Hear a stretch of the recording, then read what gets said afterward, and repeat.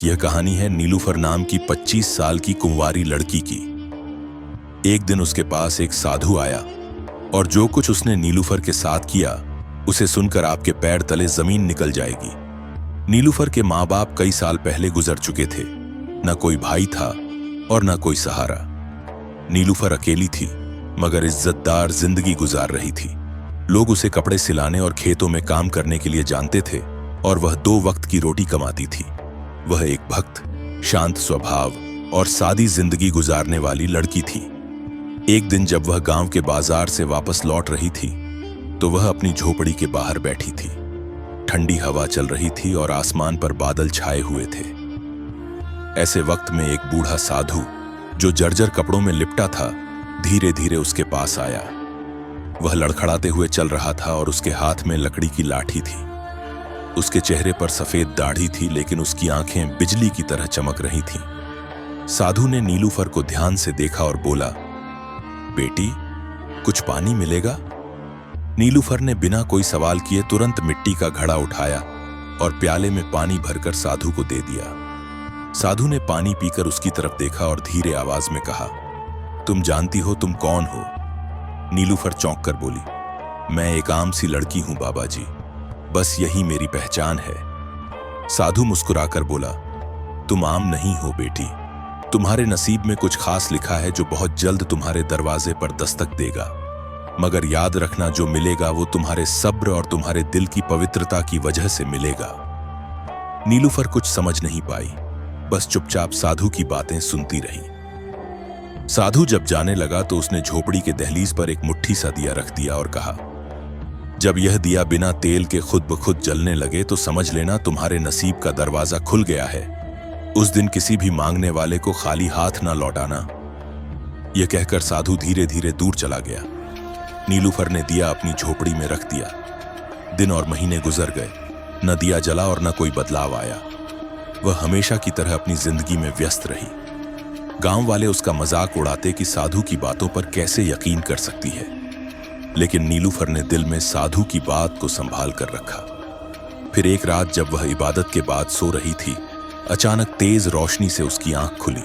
वह घबराकर उठ गई और देखा कि दिया बिना तेल के जल रहा है। उसका दिल जोर जोर से धड़कने लगा और उसे तुरंत साधु की बात याद आई। नीलूफर ने दिया को रोज देखा, लेकिन कई दिन, हफ्ते और महीने गुजर गए और दिया फिर नहीं जला। भूख ने उसे तंग किया। बारिश में झोपड़ी टपक रही थी और वह अकेली ठंडी रातें बिता रही थी।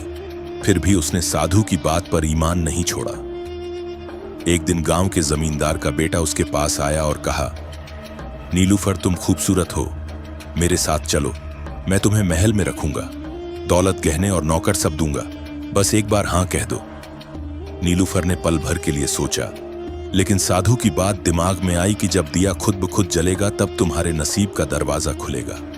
उसने इनकार कर दिया। जमींदार का बेटा गुस्से में बोला, नादान लड़की, यह दिया कभी नहीं जलेगा और तुम यूं ही मरती रहोगी।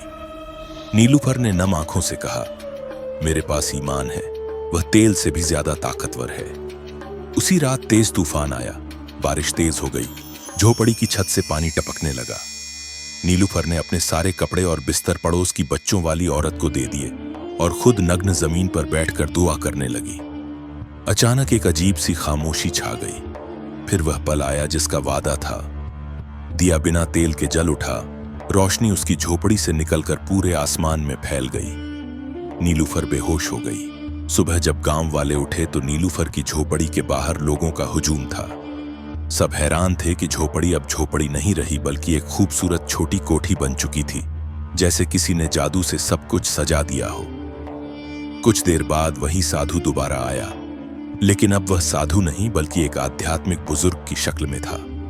उसने गांव वालों से कहा कि नीलूफर ने दुनिया की लालचों को ठुकराकर सब्र और सच्चाई का साथ दिया है। उसका दिल रोशन था, इसलिए उसका दिया भी रोशन हो गया है। बुजुर्ग ने नीलूफर के सिर पर हाथ रखा और कहा कि अब तुम्हारी तकदीर तुम्हारी रोशनी बन चुकी है। लोग तुमसे सीखेंगे और तुम्हारी दुआओं में असर होगा। कुछ साल गुजर चुके थे।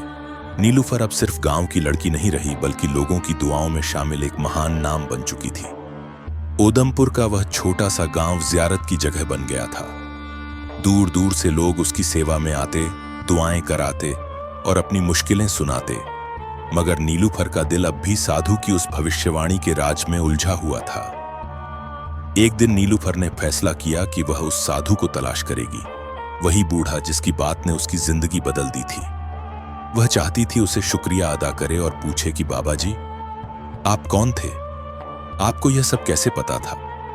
वह अपने सफर पर निकली। न उसके साथ कोई नौकर था, न दौलत, न सवारी, सिर्फ एक झोली, पानी की मटका और दिल में वही दिया। जंगल, पहाड़, नदियां, नंगे पैर, कई गांव, कई रातें। आखिरकार वह एक सुनसान पहाड़ी गुफा के करीब पहुंची, जहां लोगों ने बताया कि वहां एक बूढ़ा साधु रहता है जो सिर्फ उनसे मिलता है जिनकी नीयत साफ होती है। वह दिया हाथ में थामे बैठी रही। चौथे दिन गुफा से एक मध्यम सी रोशनी निकली और साधु बाहर आया। वही चेहरा, वही आंखें, मगर इस बार उसके चेहरे पर नूर पहले से ज्यादा था। नीलूफर ने हाथ जोड़कर कदमों में झुक गई। साधु ने मुस्कुराकर कहा, बैठी तो आ गई? नीलूफर बोली, बाबा जी, यह दिया, यह रोशनी, यह नसीब आपने कैसे जाना? साधु ने आसमान की ओर देखा और बोला, जब दिल पाक हो तो अल्लाह के हुक्म से कुछ भी मुश्किल नहीं होता। मैं सिर्फ एक पैगाम रसान हूं। असली ताकत उस जात की है जो हर दिल की नीयत जानता है। फिर साधु ने नीलूफर को एक राज बताया, जिस दिन तुम किसी और के अंधेरे में रोशनी बन जाओगी, उस दिन तुम्हारा दिया मुकम्मल हो जाएगा। नीलूफर वापस लौटी, लेकिन अब उसकी जिंदगी का मकसद बदल चुका था। वह अब सिर्फ दुआएं देने वाली नहीं थी, बल्कि लोगों के लिए रोशनी बन चुकी थी। जिस औरत को पति छोड़ गया, नीलूफर उसके लिए रोजगार का जरिया बनी। जिस गांव में पानी नहीं था, नीलूफर ने वहां कुआं खोदवाया। अब वहां हर साल एक दिन ऐसा रखा जाता था जब सिर्फ खामोशी से वही दिया जलाया जाता और हजारों लोग उस रोशनी के चारों ओर बैठकर अपने दिल की बात अल्लाह से करते। नीलूफर ने कभी शादी नहीं की। वहां कहती थी, मैंने एक साधु के पैगाम से निकाह कर लिया है, अब मैं उस पैगाम की अमानत हूं। और एक दिन जब वह 60 साल की हो चुकी थी, उसकी झोपड़ी में दिया खुद ब खुद रोशन हुआ और लोग देखते रह गए।